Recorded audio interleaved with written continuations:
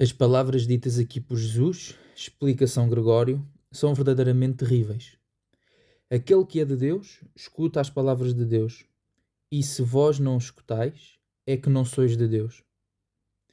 Se, portanto, o que é de Deus ouve as palavras de Deus, e se, pelo contrário, o que não é de Deus não as pode ouvir, examine cada um se os ouvidos do seu coração percebem as palavras de Deus, e ficará sabendo a quem pertence. Hoje, diz um invitatório, se ouvirdes a voz do Senhor, não endureçais os vossos corações. E São Gregório continua: alguns nem mesmo se dignam escutar com os ouvidos corporais os preceitos divinos. Outros há quem os ouça, é verdade, com o ouvido do corpo, mas sem ter na alma desejo algum de praticá-los. Outros, finalmente, recebem de boa vontade as palavras de Deus, comovem-se até às lágrimas, porém, passado o momento de emoção, tornam ao pecado. Esses certamente não ouvem as palavras de Deus, porque descuidam de pô-las em prática pelas obras. Assim fizeram os judeus às palavras de ódio, que acrescentaram atos hostis. Provaram ser o seu pai o demónio, homicida desde o começo. O demónio é, realmente, mentiroso e homicida. Enganou os nossos primeiros pais no paraíso terrestre e feriu-os com um golpe mortal. Todos os que têm ódio à verdade e procuram fazer mal ao próximo são filhos de Satanás. Seguindo as más inspirações do demónio, os judeus odiavam aquele que lhes dizia a verdade e procuravam livrar-se dele. Deus havia dito: Ego sum quem sum. Eu sou quem sou. E Jesus empregava os mesmos termos. Ego sum. Esta luz divina, brilhando com todo o seu esplendor, ofuscou-os. Para fugi-la, mergulhavam-se voluntariamente nas mais densas trevas do erro e, depois de ter ousado afirmar ser o Cristo blasfemador, procuraram apedrejá-lo. Continuação do Santo Evangelho segundo São João. Naquele tempo, dizia Jesus à multidão dos judeus: Qual de vós me arguirá de pecado? Se vos digo a verdade, por que razão não me credes? Aquele que é de Deus ouve as palavras de Deus. Por isso vós não as ouvis, porque não sois de Deus. Responderam então os judeus e lhe disseram: Não dizemos nós bem que sois um samaritano e possesso do demónio? Respondeu Jesus: Eu não sou possesso, mas honro o meu Pai, e vós me desonrais. Mas eu não busco a minha glória. Há quem me busque e julgue. Em verdade eu vos digo: se alguém guardar a minha palavra, não verá a morte eternamente. Disseram então os judeus: Agora conhecemos que estáis possesso. Abraão morreu e os profetas igualmente. E vós dizeis: Se alguém guardar as minhas palavras, não provará a morte eternamente. Acaso sois maior que o nosso pai Abraão que morreu? E do que os profetas que também morreram? Quem afirmais ser? Respondeu Jesus: Se eu me glorifico a mim mesmo, a minha glória nada é. O meu Pai é que me glorifica, aquele que dizeis que é vosso Deus. E entretanto, vós não o conheceis, mas eu o conheço. E, se disser que não o conheço, serei mentiroso, semelhante a vós. Mas eu o conheço e guardo a sua palavra. Abraão, vosso pai, desejou ansiosamente ver o meu dia. Ele o viu e se encheu de gozo. Disseram-lhe ainda aos judeus: Ainda não tendes 50 anos e já vistes Abraão? Jesus lhes disse: em verdade vos digo, antes que Abraão fosse feito, eu sou.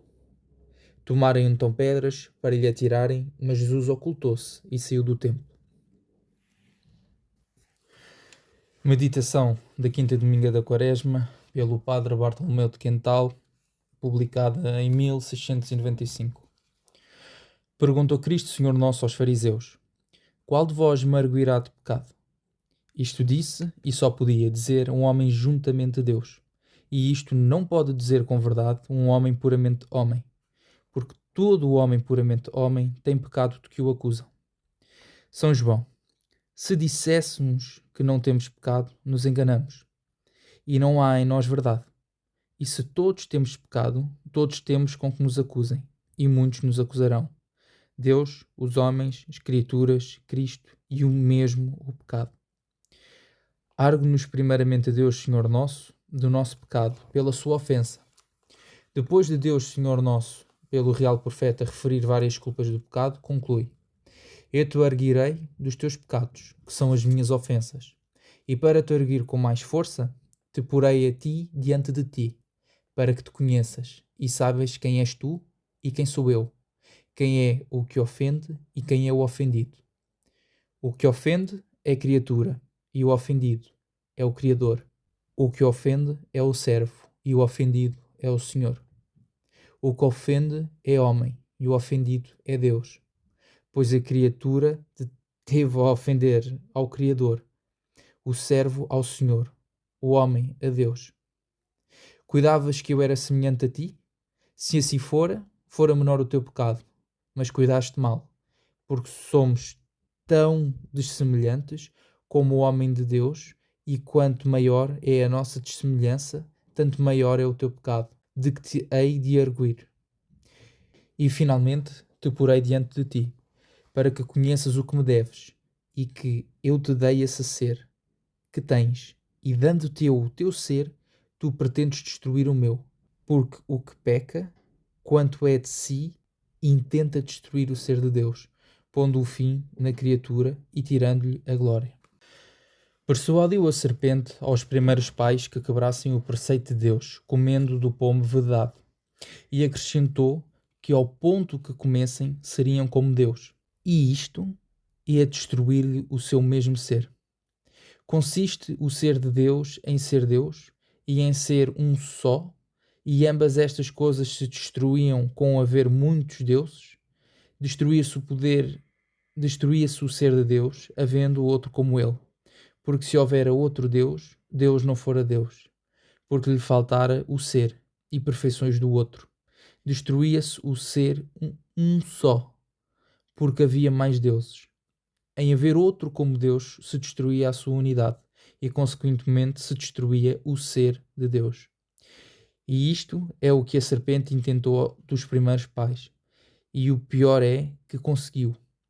E o consegue de nós quando nos induz ao pecado. E nós pecamos.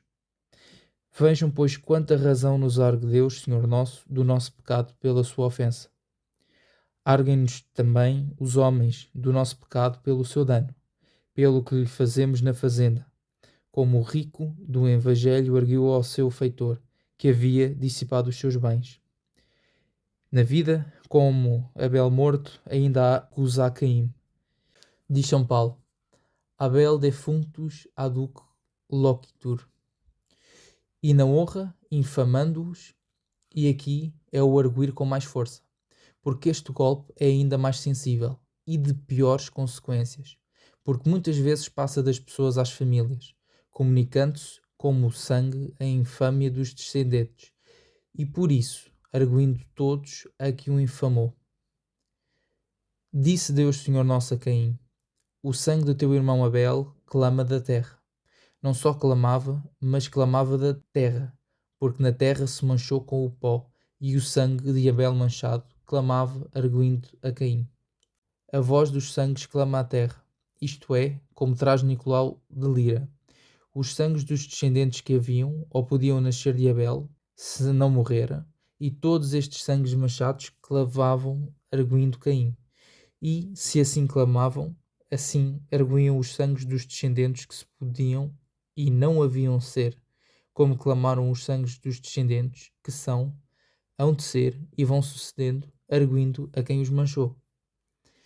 Finalmente, também na alma fazemos muitas vezes dano a nossos próximos, quando nos escandalizamos e os induzimos a pecar com o nosso mau exemplo, ou com a nossa persuasão, como Adão arguiu a Eva, e Eva arguiu à serpente, e Cristo Senhor nosso nos argue por todos os escandalizados. Ai daquele que escandaliza, que com o seu escândalo arruína tantas almas. E são os 4 modos com que ofendemos aos nossos próximos, na fazenda, vida, honra e alma. E por todos nos arguem do nosso pecado pelo seu dano. Arguem-nos também do nosso pecado as criaturas pelo seu abuso. Têm as criaturas natural inclinação para obedecer e servir a seu Criador. Todas têm potência obediêncial a Deus nosso Senhor, para fazer delas o que quiser. Por virtude desta obediência, as encaminhou e sujeitou o Senhor ao homem, para o seu bom uso em ordem à sua conversão. As riquezas, as honras, o poder, os manjares, as flores, os cheiros, e em uma palavra todos os elementos e todos os mistos. E muitos de todas estas criaturas abusam em ofensa a Deus. Das riquezas para a vaidade e para a luxúria, das honras para a soberba, do poder para as injustiças, vinganças, injúrias e insolências, dos manjares para a gula, das flores e cheiros para a sensualidade e, finalmente, elementos e mistos para o pecado. E deste abuso em ofensa a Deus os acusam, e hão de acusar as criaturas. São Paulo. A criatura está sujeita à vaidade, não por sua vontade, mas por obedecer a Deus que a sujeitou ao homem. Porque, sujeitando a Deus para servir no lícito, o homem, abusando dela, a sujeitou à vaidade.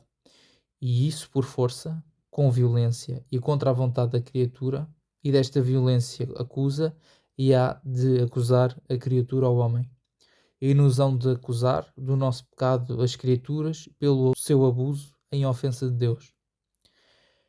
Acusa-nos também do nosso pecado Cristo Senhor nosso pelo seu sangue, porque derramando-o na paixão para nos remir, nós com os nossos pecados o desprezamos, impedindo em nós o seu fruto. E disso se queixou já o Senhor pelo seu profeta. Os pecadores cuidarão em lançar de si o meu preço. São Basílio e Santo Ambrósio, o preço da redenção, que foi o seu sangue, e este preço e este sangue lançam em si os homens, impedindo o seu fruto. E este desprezo fazem os que pecam e os que se deixam estar no seu pecado. O que está obstinado no seu pecado, que está dizendo senão, eu não quero aproveitar tal preço, não quero tal resgate, renuncio o direito que tenho ao sangue de Cristo.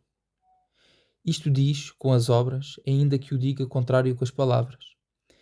E disto se queixa justissimamente o Senhor pelo seu profeta contra os pecadores, e os há de arguir o seu sangue com mais força e com mais razão do que o de Abel a Caim. Refere o padre Andrade, no seu itinerário, de um homem sumamente vicioso, ao qual em uma doença mortal lhe bateu Deus Senhor Nosso às portas da alma, já por inspirações exteriores, já exteriormente por amigos, parentes, com flores e outros religiosos, para que se convertesse, confessasse e arrependesse dos seus pecados, sem bastar alguma destas diligências para o reduzir à penitência. Apareceu-lhe o mesmo Cristo e lhe disse: Eu sou Jesus Cristo, que à custa do meu sangue te remi, e agora venho para te salvar e perdoar os teus pecados, que por muitos e enormes que sejam, os excede infinitamente a minha misericórdia e o valor do meu sangue, e por ele te os darei, contanto que te arrependas dos teus pecados. Nem esta diligência bastou para render este obstinado, antes porque já não podia com a língua, com os finais do rosto, mostrava que não queria o perdão do Senhor, nem aproveitar-se do seu sangue. Vendo finalmente o Senhor a sua obstinação, levantando o manto com que vinha coberto, lhe mostrou as chagas das mãos, e, lado, vertendo sangue tão fresco como se então lhes abriram, dizendo-lhe: Vê, filho, o sangue que por ti derramei, vê o que me custaste, aproveita-te deste sangue que por ti derramei com tanto amor. E não bastando nem esta tão amorosa demonstração para abrandar a dureza deste coração, meteu o Senhor a mão no lado, e, tirando-a cheia de sangue, o arrojou ao rosto deste obstinado, dizendo: Já que te não queres aproveitar da minha misericórdia e deste sangue, no dia do juízo, este sangue será testemunha que te acuse para a tua condenação. E então, quando os argumentos não terão solução nem resposta, arguirá Cristo a este miserável e aos mais que desprezam o seu sangue, impedido o seu fruto com a obstinação dos seus pecados. Argue-nos finalmente o nosso pecado, o nosso pecado. O nosso pecado que, quando o cometemos, nos agrada, depois nos acusa com os remorsos da consciência, com o temor do nosso dano e talvez com a desesperação do perdão. E tudo isto fez em Caim o seu pecado, e induziu à desesperação. Temia que todos o matassem, e não era assim como o Senhor certificou, mas era seu pecado que o arguía. Para ninguém o matar, pôs o Senhor nele um final, e este final foi um contínuo tremer de Caim. Sempre andava tremendo, porque sempre o seu pecado estava arguindo.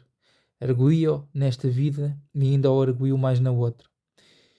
E é o que também nos faz o nosso pecado, nesta e na outra vida, nos arca. Tendo, pois, todos nós tanto que nos acusem e tantos que nos acusam, como vimos nas duas partes deste ponto, Deus, os homens, as Escrituras, Cristo e mesmo o pecado, nenhum de nós pode dizer com verdade o que Cristo, Senhor nosso, disse aos fariseus. E o remédio para nos livrarmos de tantos que nos acusam e condenarmos-nos a nós mesmos, condenarmos-nos dos nossos pecados pela ofensa a Deus, pelos danos dos próximos, pelo usar mal das criaturas, desprezarmos o sangue de Cristo, Senhor nosso, que também nos há de acusar no dia da conta. Senhor, antes que o vosso sangue nos acusa no tribunal da vossa justiça, nós o acusamos agora no da vossa misericórdia, naquele que seremos réus. Neste somos autores, naquele seremos réus, que devemos de dar conta do vosso sangue. Neste somos autores, que requeremos a satisfação do mesmo sangue, que por nós derramastes. Valha-nos, pois, o vosso sangue nesta vida, para que não nos acuse na outra, por toda a eternidade. Se vos digo verdade, por que me não credes? Perguntou Cristo Senhor Nosso aos fariseus. E o mesmo se pode perguntar a muitos cristãos, porque muitos não creem como devem, nem têm verdadeira fé. Muitos por falta de conhecimento e muitos por falta de obras. Muitos cristãos não creem como devem, nem têm verdadeira fé, por falta de conhecimento. Não conhecem a Deus como devem, e não o conhecem como devem, porque o ofendem, e os que o ofendem não o conhecem como devem. Destes, diz São Paulo, que com a boca confessam conhecer a Deus, e com as obras negam conhecer a Deus. O conhecimento de Deus, que confessam com as suas palavras, negam com as suas obras, porque as suas más obras, com que ofendem a Deus, mostram evidentemente que não o conhecem, nem têm verdadeira fé. Dizia São Paulo em uma pregação: Homens atenienses, por todas as vossas coisas que vos vejo aqui quase supersticiosos, vejo-vos com pouca fé. A vossa fé é mais superstição do que fé. E dá o apóstolo logo razão, porque passando e vendo os vossos ídolos, achei um altar, no qual estava escrito este letreiro: Ignoto Deo, Deus desconhecido. E, aonde Deus é desconhecido, não há verdadeira fé. E porque a vossa fé é superstição, e Deus não é conhecido de vós, por isso tendes ídolos, que adorais com ofensa de Deus. E se ofender a Deus é sinal de não ser Deus conhecido, em todas as partes em que se ofende a Deus, se pode ler este letreiro, que estava escrito no altar dos atenienses: Ignoto Deo. Nos tribunais em que se não fizer justiça, nas lojas dos mercadores em que se fizerem contratos injustos, nos pátios das comédias, nas casas de jogo em que se jura, blasfema e furta, nas de conversação em que se murmura, nas torpes da luxúria e, finalmente, em todas as partes em que se costuma ofender a Deus, se pode pôr este letreiro: Ignoto Deo. Aqui não é Deus conhecido. E não só nos lugares, mas nas pessoas, homens e mulheres que ofendem a Deus e a seus próximos sem reparo, por costume ou por ofício, se lhes pode escrever nas costas o mesmo letreiro: Ignoto Deo. Este ou esta não conhece a Deus. E o que era mais para chorar entre os atenienses, que no altar estava fixado, Ignoto Deo, também se pode fixar nos adros dos nossos templos e ainda dentro deles, aonde, porque muitas vezes com os desacatos e descomposturas se ofende a Deus, se pode pôr o mesmo letreiro: Ignoto Deo. Também aqui não é Deus conhecido. E se aonde se ofende a Deus não é Deus conhecido, e aonde Deus não é conhecido não há verdadeira fé, muitos têm a fé de atenienses e não a de cristãos, porque não creem como devem, nem têm verdadeira fé por falta de conhecimento. Também muitos cristãos não creem como devem, nem têm verdadeira fé, por falta de obras. Não obram como creem. Quem não obra como crê, não tem verdadeira fé. Crer como cristão e obrar como gentio, quem dirá que este cristão tem verdadeira fé?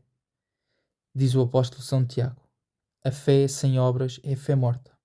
E assim como o homem morto não é homem, mas cadáver, se a fé sem obras é morta, não é fé, mas cadáver da fé. E se o homem morto é morto, porque já não tem alma, se a fé sem obras é morta, são as obras a alma da fé. E assim, fé sem obras é fé sem alma, ou fé de desalmados. E com esta fé cuidam que se hão ou se podem salvar, pois ouçam o mesmo apóstolo falando do que tem esta fé sem obras. Porventura poderá esta fé salvar este homem? Esta fé tem também os demónios, diz o apóstolo.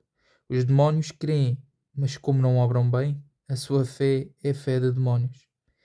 E ainda alguns homens podem ter pior fé que a de demónios, porque os demónios ainda creem e não obraram bem, pelo menos temem e tremem de Deus.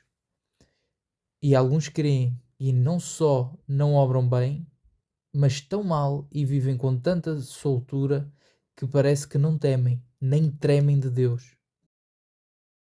Crer e não obrar bem, mas tremer é ter fé como de demónio. Crer e não só não obrar bem, mas nem temer e nem tremer é ter fé pior que os demónios. Ó engano dos que fiados na sua fé se descuidam de fazer boas obras, como se sem boas obras os houvesse de salvar a sua fé. Refere o padre Andrade no seu itinerário de um homem rico, nobre e aparentado com os melhores da sua terra, que se prezava de limpíssimo de sangue por todos os quatro costados e muito católico, mas nada concordava a sua vida com a sua crença, porque era dada a muitos vícios, de maneira que nada menos parecia do que cristão. Deu-lhe uma doença que o chegou às portas da morte, e por mais diligências que com ele fizeram os parentes, amigos e religiosos de espírito, não puderam acabar com ele que se confessasse, recebesse os santos sacramentos e se tratasse da salvação da sua alma. Antes mostrava indignação contra os que o persuadiam, até dizer que para ele não havia sacramentos nem salvação, que tinha dado a sua alma a Satanás e via já o inferno aberto para a receber. E deste modo morreu, e os demónios o levaram em corpo e alma do leito em que estava, no qual o não acharão nem nas casas, por mais diligências que para isso se fizeram. E este foi o fim do que se prezava de tão católico e fiado na sua fé, que não tratava de fazer boas obras, e assim vivia como quem não conhecia, nem temia a Deus, nem tinha verdadeira fé. E por isso, a este e aos mais que o seguirem na vida, se pode perguntar o que Cristo Senhor Nosso aos fariseus. E se muitos não creem como devem, nem têm verdadeira fé por falta de conhecimento e por falta de obras, como vimos no ponto antecedente, também não têm verdadeira fé porque não creem como devem as verdades de Cristo. E assim se pode perguntar a muitos cristãos o que o Senhor aos fariseus perguntou: se vos digo verdade, porque não credes as minhas verdades? Oh, quantas verdades diz Cristo Senhor Nosso no seu Evangelho, que muitos mostram não crerem. Diz que quem se ama desordenadamente se perde, e quem se aborrece ordenadamente se salva. Que o caminho para o céu é o da cruz, e abnegam de nós mesmos. Que são bem-aventurados os pobres, os humildes, os que choram, os que têm fome e sede, e os que padecem perseguições. E quantos mostram com a sua vida que não creem estas verdades? Discorrer por estas e outras muitas verdades de Cristo, que muitos mostram que não creem, era matéria para muitas meditações. Apontaremos particularmente 3 expressas no Evangelho deste domingo. Primeira verdade de Cristo Senhor Nosso: o que é de Deus, ouve a palavra de Deus. Por isso, vós não a ouvis, porque não sois de Deus. E muitos cristãos mostram que não creem esta verdade, uns porque não ouvem a palavra de Deus e outros porque se não aproveitam dela.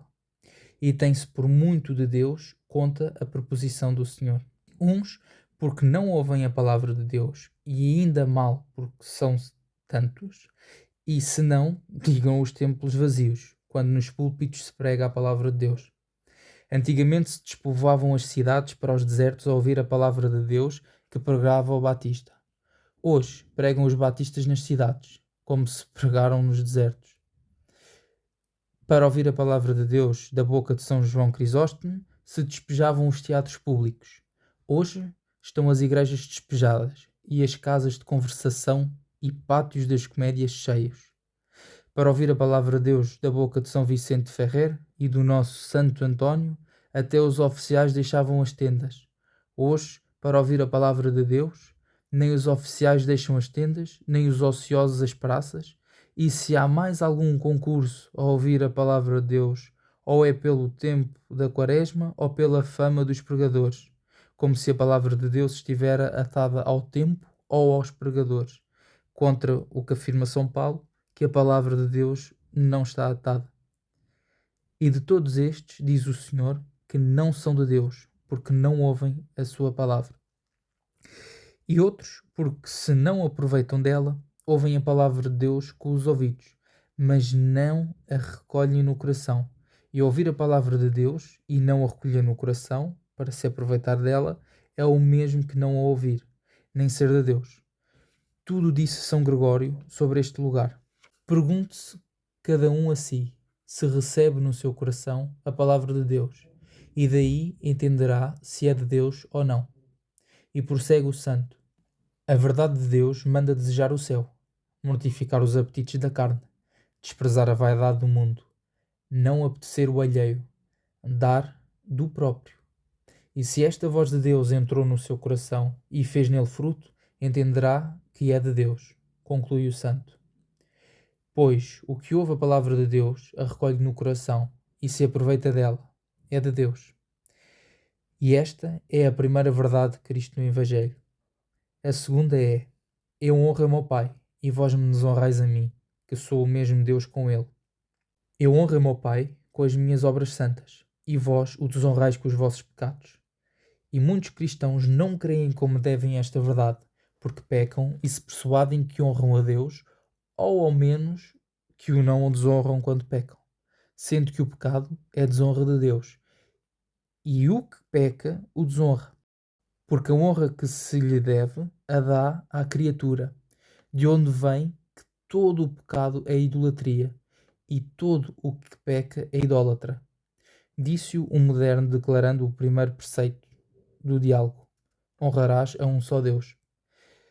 Por este preceito de honrar a um só Deus, estamos obrigados a nos abster de todo o pecado, porque em todo o pecado mortal se acha uma idolatria espiritual. E isto porque o que comete qualquer pecado mortal honra mais a criatura do que a Deus. E por isto, todo o pecado é idolatria, e todo o que peca é idólatra. O ídolo é a criatura, o altar é o coração, e o incenso são os afetos. O idólatra é o espírito.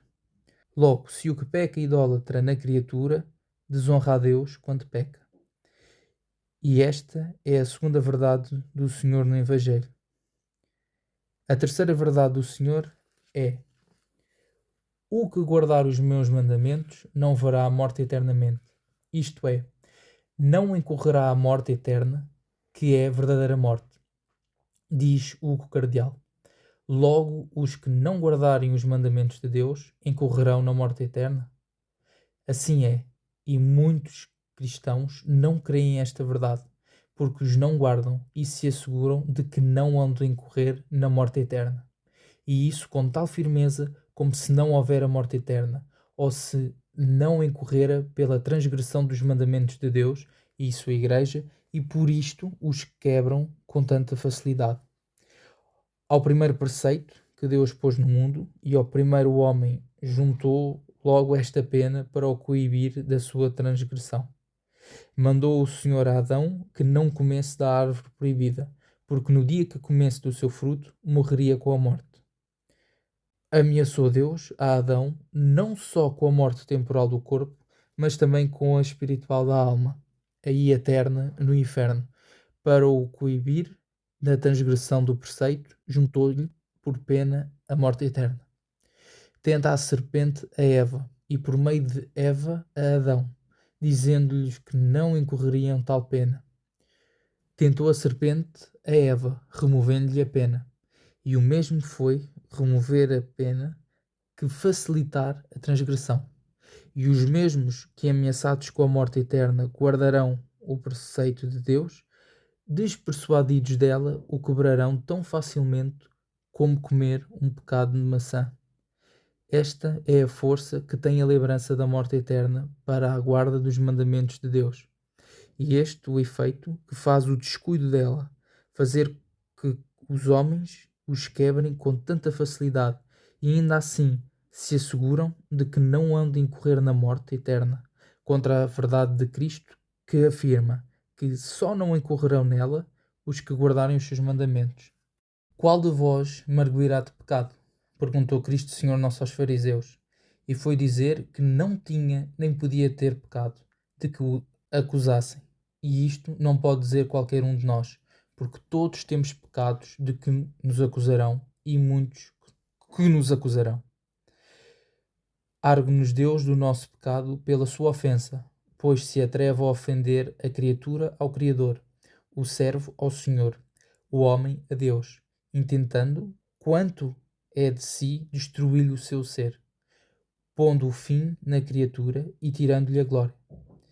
Argue-nos também os homens do nosso pecado, pelos danos que lhes fazemos, na fazenda, na vida, nas honras a eles e seus descendentes, e na alma, escandalizando-os e induzindo-os a pecar com o nosso mau exemplo ou com a nossa persuasão.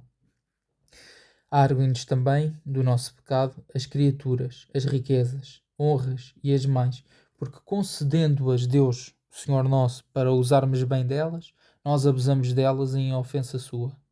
Argue-nos também Cristo, Senhor nosso, pelo seu sangue, e o mesmo sangue nos acusa, porque derramando-o Senhor com tanto amor para nos remir, nós, com os nossos pecados, desprezamos, impedindo em nós o seu fruto. Acusa-nos finalmente do nosso pecado, o mesmo pecado, não só na outra vida, mas também nesta, com os remorsos da consciência, com o temor da pena e talvez com a desesperação do perdão, como fez em Caim o seu pecado. Tendo, pois, tanto do que nos acusarão, e tanto os que nos acusam, o remédio é acusarmos-nos primeiro, a nós mesmos, com o nosso arrependimento e penitência. Se vos digo verdade, por que não me credes? Perguntou Cristo Senhor Nosso aos fariseus. E o mesmo se pode perguntar a muitos cristãos que não creem como devem, uns por falta de conhecimento, porque não conhecem a Deus como devem, e não conhecem como devem, porque o ofendem. Outros por falta de obras, porque não obram como creem, e quem não obra como crê, não tem verdadeira fé, porque a fé sem boas obras é fé morta, e com esta cuidam erradamente que se hão de salvar. Também muitos cristãos não têm verdadeira fé, porque com a sua vida e obras mostram que não creem como devem muitas verdades que Cristo Senhor Nosso afirmou nos seus evangelhos, dos quais algumas ficam apontadas no princípio deste ponto e no discurso dele 3 expressas no evangelho deste domingo. Primeira verdade: o que é de Deus ouve a sua palavra, e o que não a ouve não é de Deus. E muitos não creem como devem esta verdade, uns porque não ouvem a palavra de Deus e outros porque não se aproveitam dela e cuidam que são muito de Deus. Segunda verdade: o que obra bem honra a Deus e o que peca o desonra, porque a honra que deve a Deus a dá à criatura, idolatrando nela. E muitos não creem como devem esta verdade porque pecam e cuidam que honram a Deus, ou pelo menos que não o desonram. Terceira verdade: o que guarda os mandamentos de Deus não incorre na morte eterna, na qual incorre o que os não guarda. E muitos não creem esta verdade como devem, porque não guardam os mandamentos e se asseguram de que não hão de incorrer na morte eterna.